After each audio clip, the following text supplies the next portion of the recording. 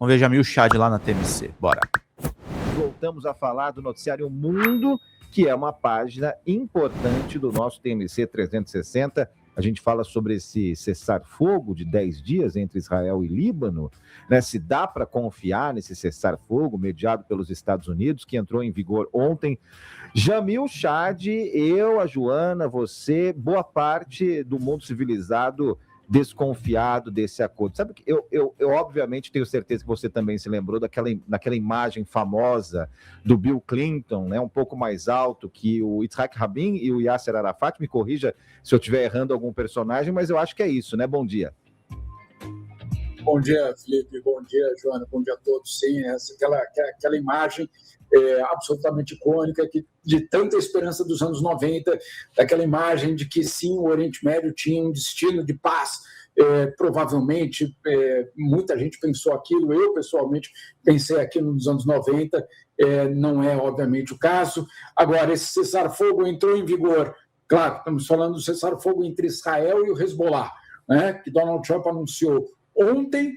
Ele entrou em vigor durante a madrugada e, basicamente, hoje pela manhã, nós já tivemos alguns confrontos entre Israel e, claro, o Hezbollah. E o Hezbollah, pelo menos denunciando uma violação ao cessar-fogo. Israel dizendo que isso não é uma violação ao cessar-fogo, porque, afinal de contas, as operações contra o Hezbollah, segundo Israel, continuarão. Aí fica a pergunta, né, Felipe, que cessar-fogo é esse?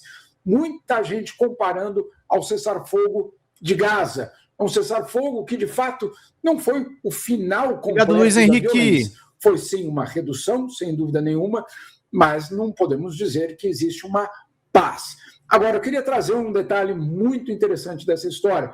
Felipe, ontem, Donald Trump, e isso, pelo menos a imprensa israelense está noticiando amplamente, Donald Trump se antecipou ao anunciar o cessar-fogo. Como assim se antecipou? Sim, porque ele tinha avisado Benjamin Netanyahu, claro, por conta do acordo, um acordo entre o Hezbollah, o governo de Israel e, claro, Donald Trump, mas, pelos protocolos do governo israelense, o Netanyahu tinha que voltar para casa, reunir justamente o seu gabinete, lembrando que o governo de Israel é formado por uma coalizão, ou seja, outros partidos formam parte, claro, do governo de Israel, e isso sempre tem sido um problema no que se refere às negociações. Ele teria que chegar de volta, conversar com os ministros, informar os ministros do cessar-fogo, e aí sim ele poderia anunciar. Mas o que fez Donald Trump? Atravessou o próprio processo político em Israel. Aí o que aconteceu? Os ministros do governo de Benjamin Netanyahu ficaram sabendo do cessar-fogo por um tweet, ou por uma postagem, de Donald Trump. E aí, claro, ficaram extremamente irritados com o próprio Netanyahu. Existe uma crise política hoje dentro do governo israelense por conta de um presidente que atravessa com notícias que, obviamente, precisariam passar por um outro procedimento. Tudo isso para te dizer, Felipe e Joana, que, claro, no ano eleitoral em Israel, você ter justamente uma situação como essa não é nada confortável para Netanyahu, principalmente porque ele prometeu que ele ia erradicar a ameaça do Hezbollah. E aí como é que fica com um cessar-fogo que ele não teve nem a chance de dizer para os seus próprios ministros? Só para completar aqui, Joana. Obrigado, Luiz. Há quem diga 150, que isso, na verdade, 173, não foi gente, só está faltando muito, turma. atravessada de Donald Trump. Qualquer ajuda foi, na verdade, contribui. Uma forçada de mão de Donald Trump para, no fundo, exigir que Israel, então, entrasse nesse acordo. Claro, o governo americano com muito medo de que Israel, em algum momento ali, dissesse não fecha esse acordo. Jamil, há muitos estudiosos, desde que Trump foi para a vida política, em relação às decisões de marketing de Donald Trump, né? A estratégia de marketing, quem ele se tornou enquanto político. Ele sempre foi um empresário extravagante, ele sempre se destacou, né? É riquíssimo, tinha tudo e mais um pouco a seu dispor, inclusive ele é muito citado nesses casos, Jeffrey Epstein, uma pessoa muito próxima, enfim. Mas a pergunta que fica é, Donald Trump, como político, hoje, ele decide por essas atitudes porque ele quer mostrar algo ou ele realmente entrou por um caminho de se mostrar absolutamente lunático? Tem intenção ou não tem intenção? Ele vai lá e publica uma foto como Messias, como Jesus. Isso daí tem intencionalidade ou ele só fez por fazer, depois apagou porque viu que pegou mal? Essa é uma grande pergunta. Sem dúvida, Joana, essa talvez seja a grande pergunta deste momento político no mundo. Eu acabei de chegar há exatamente uma hora, de muitas horas de voo da China, e eu ouvi durante 10 dias muitos chineses fazendo exatamente essa pergunta a um ocidental como eu, perguntando, e aí, isso aí tudo é verdadeiro? Isso é propaganda? Isso é loucura? O que é isso, no fundo?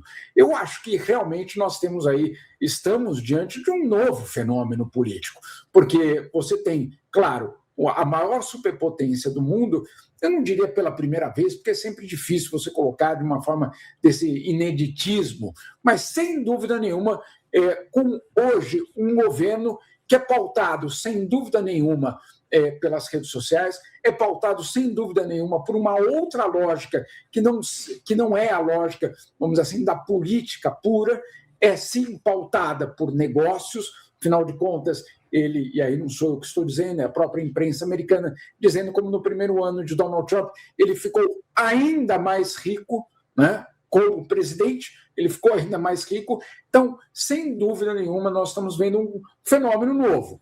A questão é que, claro, esse fenômeno novo acontece justamente num país que, em grande medida, eu diria, desenha o destino de todos nós, né?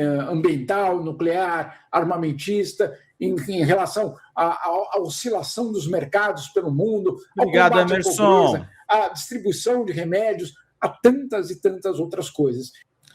Emerson escreve aqui, né? Há uma coisa no VT que mostra bem Israel é um horror. Em Deuteronômio 20, 10, no versículos 10 a 18, mostra de forma clara como Israel é com seus vizinhos. Chegam com um discurso de paz, depois destrói e mata. Um livro perverso e ensina a dominação pela violência. Velho Testamento, né, Emerson? É isso. E teve ainda o evento lá sionista dentro do governo Lula, né, gente? Denúncia lá do Opera Mundi.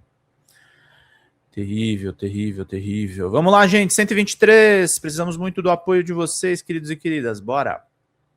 Então, o perigo... Emerson tá deixando a gente perto da meta. Ter claro, como eu li... Bom dia, Vera Gláucia! Beijão! Agora, nessa semana na China, uma frase muito boa, um político, perdão, um cientista político na China dizendo: grandes países precisam de pessoas que saibam a dimensão da sua tarefa.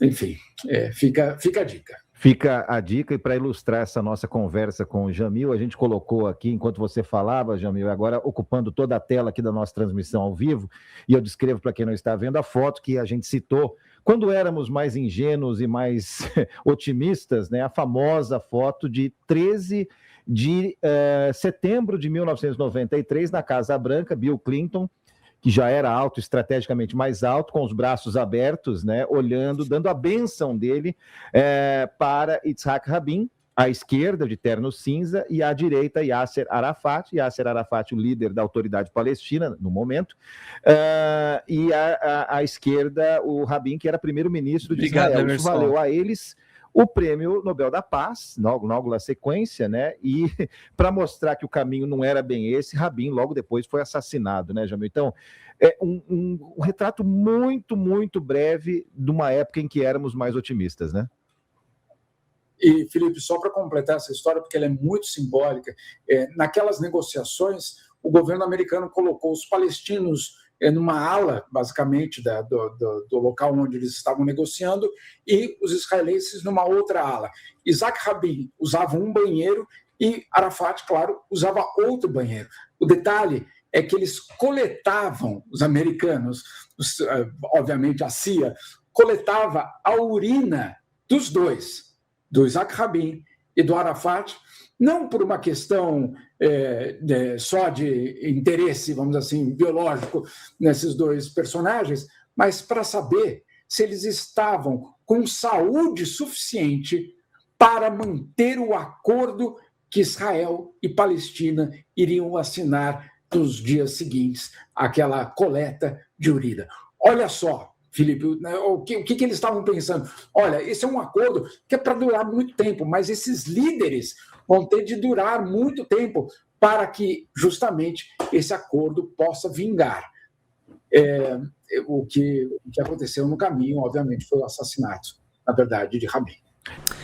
Fala, galera da Folha TV, não se esquece de se inscrever aqui no nosso canal para assistir programas como Folha Notícias Manhã, Folha Notícias Noite, o nosso Folha Entrevista e o nosso Barzinho das Meninas. Muitas coisas bacanas a gente acompanha por aqui e a gente precisa muito, muito do apoio de vocês para nosso trabalho jornalístico, investigativo, de curadoria de conteúdo, com vocês ajudando no nosso Pix, folhademocrata@gmail.com, ou mandando superchats, valeu demais, e os recursos financeiros, tornando-se membro do nosso canal, no nosso curso de jornalismo básico, para você ficar muito bem informado a respeito de tudo. Queridos e queridas, muito obrigado pela presença de todos vocês, vida longa e próspera, cuidem-se, cuidem dos seus, e não esquece de se inscrever aqui na Folha TV. Até mais!